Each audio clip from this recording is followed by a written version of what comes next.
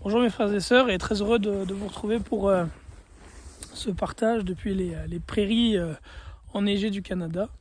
Et aujourd'hui, je veux aborder avec vous ce que la parole de Dieu dit au sujet d'Israël, du peuple d'Israël.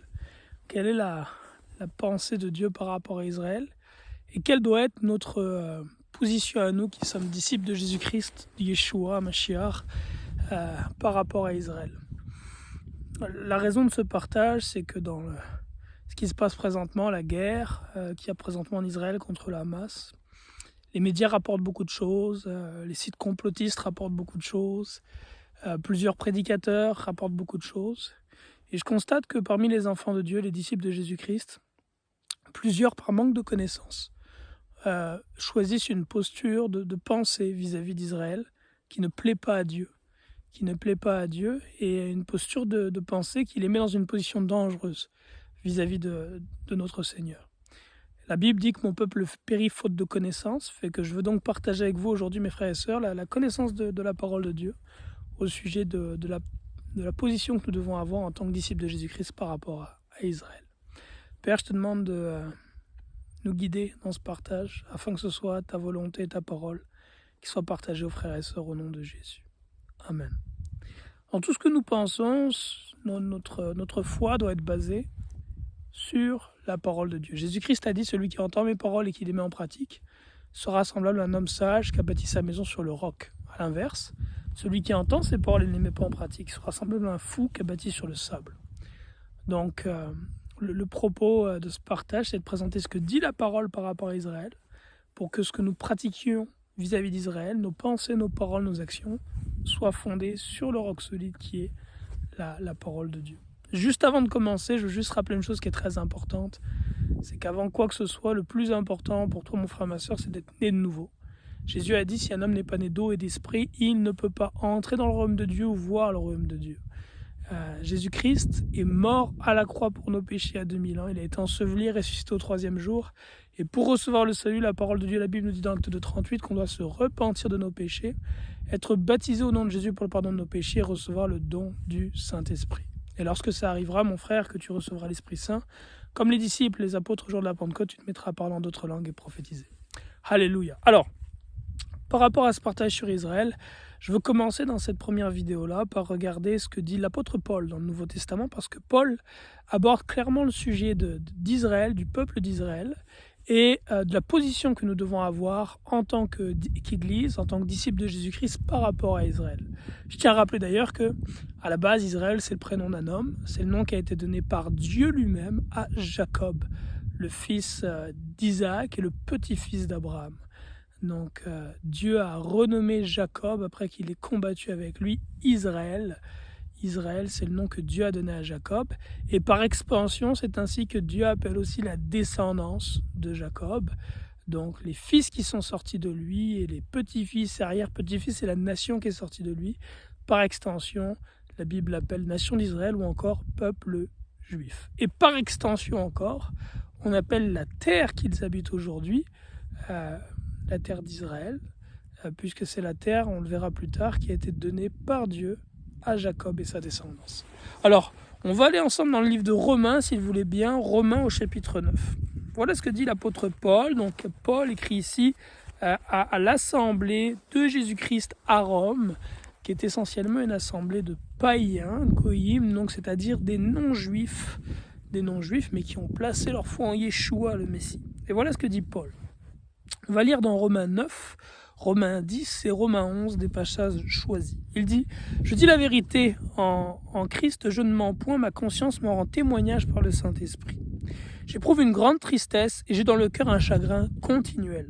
Car je voudrais moi-même être anathème et séparé de Christ pour mes frères, mes parents selon la chair, qui sont israélites, à qui appartiennent l'adoption, la gloire, les alliances, et la loi, et le culte, et les promesses, et les patriarches, et de qui est issu selon la chair, le Mashiach, le Christ, qui est au-dessus de toutes choses, Dieu béni éternellement. Amen.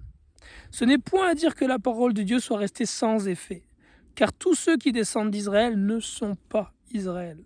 Et pour être la postérité d'Abraham, ils ne sont pas tous ses enfants. Mais il est dit en Isaac sera nommé pour toi une postérité. C'est-à-dire que ce ne sont pas les enfants de la chair qui sont enfants de Dieu, mais que ce sont les enfants de la promesse qui sont regardés comme la postérité. Fait que là, dans cette première partie, Paul nous rappelle qu'il est israélite. Là, il nous rappelle qu'il est israélite et il nous rappelle un petit peu tout ce que cela veut dire et tout ce que possèdent les Israélites. C'est énorme. C'est à eux qu'a été donnée l'adoption, la gloire, les alliances, la loi, le culte. Dans un autre passage, il dira aussi que c'est dans leur langue, en hébreu, que les oracles de l'Éternel ont été partagés. Et Paul rappelle ici qu'il a dans le cœur un grand chagrin parce qu'il a le désir, dans le fond, il a le désir de pouvoir être uni à nouveau avec ceux de son peuple, dont il est séparé à cause de Christ. Par la suite, ce qu'il explique, c'est que ce n'est pas tous ceux qui descendent d'Israël qui sont Israël, de la même façon que ce n'est pas tous ceux qui descendent d'Abraham qui sont la postérité d'Abraham. Il donne un exemple avec Abraham. Abraham a eu 2 fils, d'autres par la suite, mais les 2 premiers qu'il a eus, c'est Ismaël et Isaac. Et si les 2 descendent selon la chair d'Abraham, selon l'esprit, c'en est un qui est choisi, qui est Isaac. Et donc Paul dresse un parallèle de même en expliquant que si Jacob a eu 12 fils et que ses fils ont eu aussi une descendance, ce n'est pas tous ceux qui descendent d'Israël qui sont considérés comme étant l'Israël de Dieu en tant que tel, mais une partie de ces gens-là. On continue au chapitre 10. « Frères, le vœu de mon cœur et ma prière pour eux, donc pour les Israélites, c'est qu'ils soient sauvés. Je leur rends le témoignage qu'ils ont du zèle pour Dieu, mais sans intelligence, ne connaissant pas la justice de Dieu et cherchant à établir leur propre justice, ils ne se sont pas soumis à la justice de Dieu. Car Christ est la fin de la loi pour la justification de tous ceux qui croient. » Donc la prière de Paul par rapport aux Israélites, c'est qu'ils soient sauvés. C'est la prière de Paul ici. Il continue au chapitre 11, il dit « Je dis donc, Dieu a-t-il rejeté son peuple ?» Loin de là. Donc Paul nous dit que Dieu n'a pas rejeté le peuple juif. « Car moi aussi je suis israélite, de la postérité d'Abraham, de la tribu de Benjamin. » Donc Paul nous rappelle ici qu'il est descendant d'Abraham selon la chair, qu'il est juif lui-même et de la tribu de Benjamin. Dieu n'a pas rejeté son peuple, qu'il a connu d'avance. Ne savez-vous pas ce que rapporte l'écriture d'Élie, quand il adresse à Dieu cette plainte contre Israël, disant « Seigneur, ils ont tué tes prophètes, ils ont renversé tes autels, je suis resté moi seul et ils cherchent à m'ôter la vie. » Mais quelle réponse Dieu lui fait-il ? « Je me suis réservé 7000 hommes qui n'ont point fléchi le genou devant Baal. De même aussi dans le temps présent, il y a un reste selon l'élection de la grâce. » Donc Paul rappelle ici dans le Romains 11 que parmi le peuple d'Israël, encore aujourd'hui, Dieu a un reste qui lui appartient. Au verset 13, il dit « Je vous le dis à vous païens, à vous non-juifs, donc c'est-à-dire à nous, à moi et à toi, mon frère, ma sœur, si tu n'es pas juif, tout comme moi je ne suis pas juif. » Paul dit ceci, « Je vous le dis à vous païens, en tant que je suis apôtre des païens, je glorifie mon ministère afin, s'il est possible, d'exciter la jalousie de ceux de ma race. » Donc il parle là des juifs. « Et d'en sauver quelques-uns. Car si leur rejet, le rejet des juifs, a été la réconciliation du monde, que sera leur réintégration sinon une vie d'entre les morts ? Or, si les prémices sont saintes, la masse l'est aussi. Et si la racine est sainte, les branches le sont aussi. Mais si quelques-unes des branches ont été retranchées, et si toi, qui étais un olivier sauvage, il parle là aux non-juifs, il nous compare à des oliviers sauvages, tu as été hanté à leur place, donc à la place des branches, les juifs qui étaient sur l'olivier franc, le peuple juif, et rendu participant de la racine et de la graisse de l'olivier, ne te glorifie pas aux dépens de ces branches.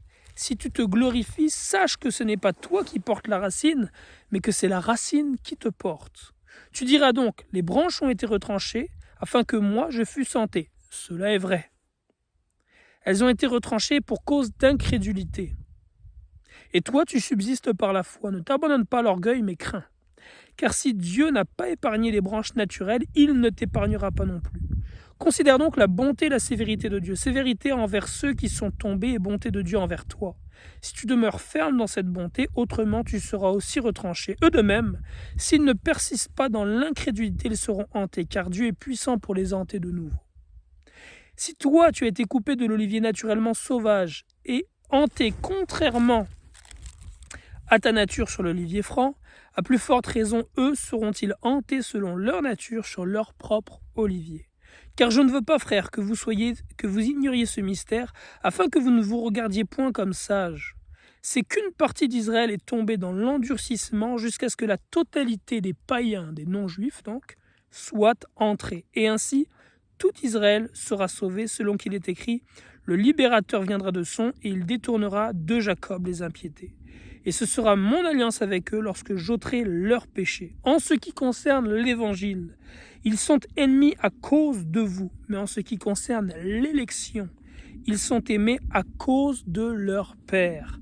Car Dieu ne se repent pas de ses dons et de son appel. Alors j'espère que ce qu'on vient de lire ici de Paul est un peu plus clair ici dans le livre de Romains. Et quand je dis Paul, c'est le Saint-Esprit, c'est Dieu qui parle par la plume de Paul.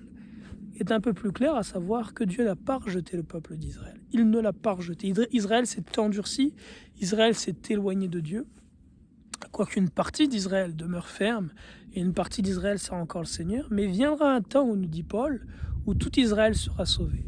Viendra un temps où Yeshua Mashiach, le roi des Juifs, qui est aussi notre Seigneur à nous païens, éloignera de Jacob, d'Israël, les impiétés et ramènera leur cœur. Et ce moment-là, nous dit Paul, si la chute d'Israël a été le salut des païens, mais que sera leur relèvement si ce n'est une vie d'entre les morts, c'est-à-dire la résurrection? Donc ça, c'était le premier point que je voulais apporter, la vision qu'on a dans le Nouveau Testament par rapport au peuple juif. Mes frères et sœurs, nous qui sommes disciples de Jésus-Christ des nations, nous n'avons pas remplacé le peuple juif. Nous n'avons pas remplacé le peuple juif. L'Église n'est pas le nouvel Israël. L'Église de Jésus-Christ est l'Église de Jésus-Christ, et Israël est Israël. Et chacun a sa place. Et nous qui sommes non-juifs, nous avons été hantés sur l'olivier franc, dont la racine vient d'Abraham. Nous avons été hantés à ce peuple-là par Yeshua. Nous avons désormais une place dans le peuple juif. Mais ce n'est pas nous qui portons le peuple juif, c'est lui qui nous porte. Donc ne nous enorgueillissons pas vis-à-vis de ce peuple-là. Au contraire, soyons dans une position d'humilité, étant conscients que ce salut que nous avons reçu, nous le tenons des Juifs. Yeshua a dit, le salut vient des Juifs. Et je veux continuer dans une deuxième vidéo avec d'autres éléments, en puisant cette fois-ci dans l'Ancien Testament, pour nous permettre de comprendre davantage quelle doit être notre position par rapport à Israël. Que Dieu vous bénisse en Yeshua notre Messie. Shalom.